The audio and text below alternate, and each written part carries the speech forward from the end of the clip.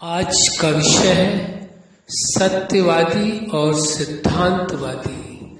आप सभी अच्छी तरह से जानते हैं, समझते हैं, अनुभवी हैं। जो भी मनुष्य जीवन में सत्यवादी होता है वास्तव में वही व्यक्ति सिद्धांतवादी हो सकता है, क्योंकि सबसे पहली प्राथमिकता सत्य की है। जिसके जीवन में सत्य है वो ही सिद्धांतों के अनुसार चल सकता है।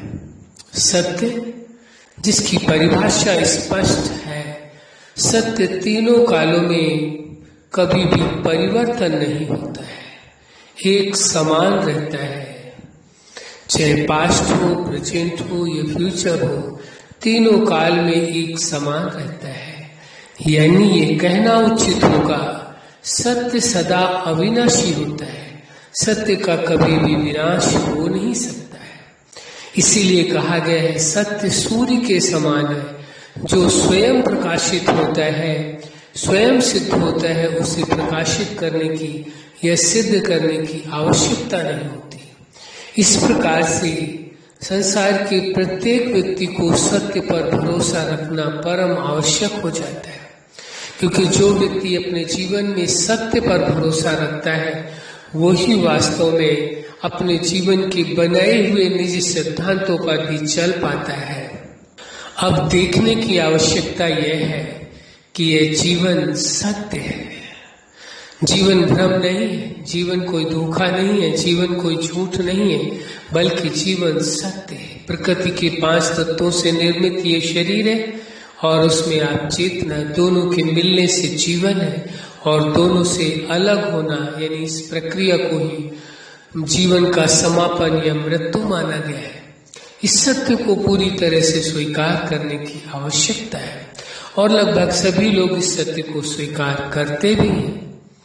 तो जीवन वास्तव में सत्य है और जीवन कहाँ है?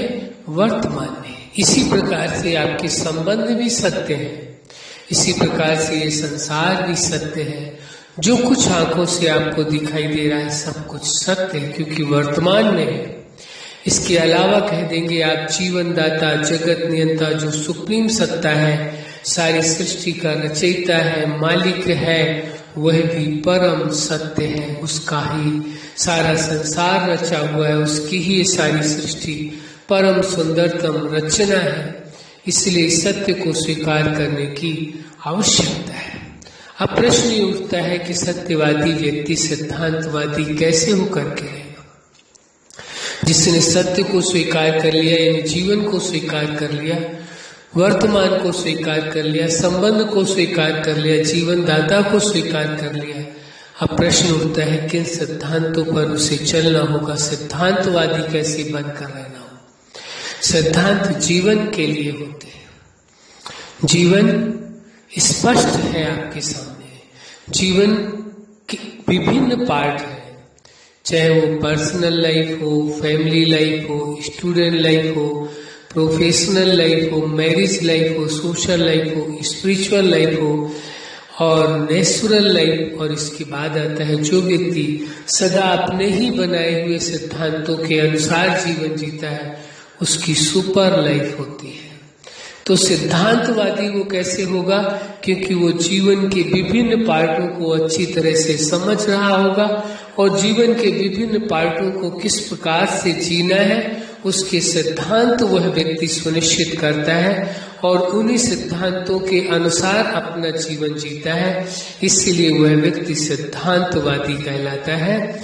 और उसकी जो स्टेज होती है, उसकी जो अवस्था होती है, वो एक लाइफ उसकी कैसी होती है? सुपर लाइफ वह व्यक्ति जीता है। संसार में रहते हुए, विभिन्न परिस्थितियों के बीच में रहते हुए, ऐसे ही समाज में रहते हुए, ऐसे ही संबंधों के बीच में रहते हुए वह अपनी लाइफ को सुपर लाइफ के रूप में जीता है, क्योंकि जीवन के हर पार्ट के लिए वो अपने निजी सिद्धांत बनाता है और उन निजी सिद्धांतों के अनुरूप चलता है। इसीलिए उसकी लाइफ सुपर लाइफ हो जाती है। तो आज के विषय को स्पष्ट रीति से समझने की आवश्यकता है, सत्यवादी और सिद्धांतवादी। इसीलिए कहा गया है जो व्यक्ति सत्यवादी होगा वास्तव में वही सिद्धांतवादी हो सकता है। और जो सिद्धांतवादी होगा उसी का जीवन खुशियों से भरा होगा, प्रेम से भरा होगा, सुख से भरा होगा, आनंद से भरा होगा, अनेक दिव्य गुणों से, विशेषताओं से संपन्न उसका जीवन अवश्य होगा। इसलिए इस सत्य को पूरी तरह से स्वीकार करने की आवश्यकता है। अच्छा, आप अपने जीवन के हर क्षेत्र में, हर लक्ष्य में सफल रहें। आज का विषय है सत्यवादी और सिद्धांतवादी। आपने अच्छी तरह से समझा सत्यवादी कौन है और सिद्धांतवादी कौन हो सकता है। ये वास्तविकता है, जो सत्यवादी होगा वो ही सिद्धांतवादी होगा।